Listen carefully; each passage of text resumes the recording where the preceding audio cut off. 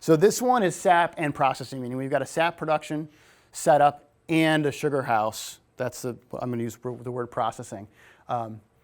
And these numbers are a few years old now, so you got to kind of discount, or you got to inflate, our inflation rates from 2020 through, the last 18 months. So everything's going to be probably a little bit higher than this.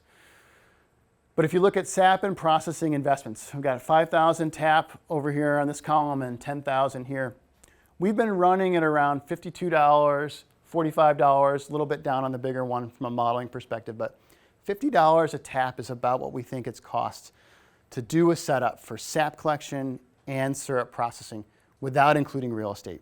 Right? So we just get our head around that one. Okay, so $52, 5,000 taps, you're over $250,000 investment right there.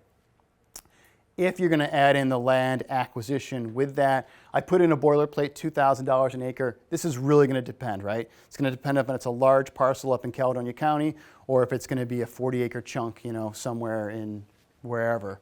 You're going to see all these different ranges.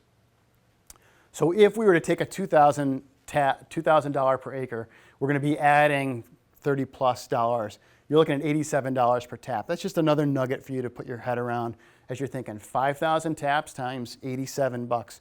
Where are we at here? We're looking at a $500,000 investment. And I think that's relevant. You're talking to people, they've got a vision, trying to figure out how much are they going to be able to put on the table themselves or access for credit to get a viable business going.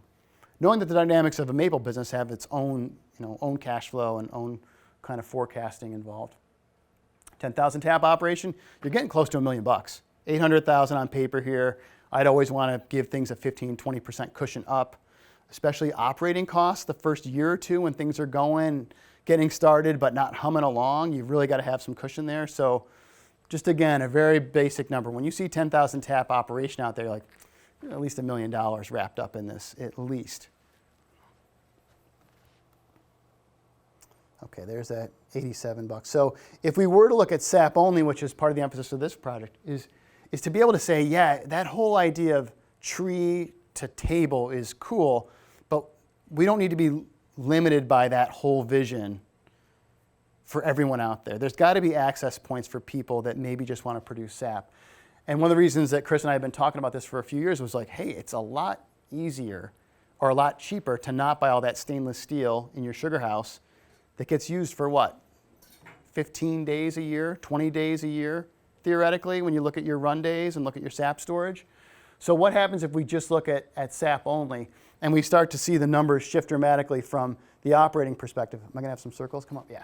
So instead of $55 or $50 per tap, we're going to be down to that $32, $34 per tap range just for the sap collection systems. It's still a lot of money, but it cuts a big chunk of the investment off. And this is a lot of scales. Again, all these reports can be accessible to you. But there's a big difference there between $55 a tap and $30. So I think that's, if anything, just to sort of open the eyes for people to say, you don't have to be a syrup producer to take this resource base and operationalize it into an industry that's growing like crazy. But there are other people that can brand that and package that and distribute that. If you've got the trees and the wherewithal and the interest, there's a business model here that's an opportunity to consider.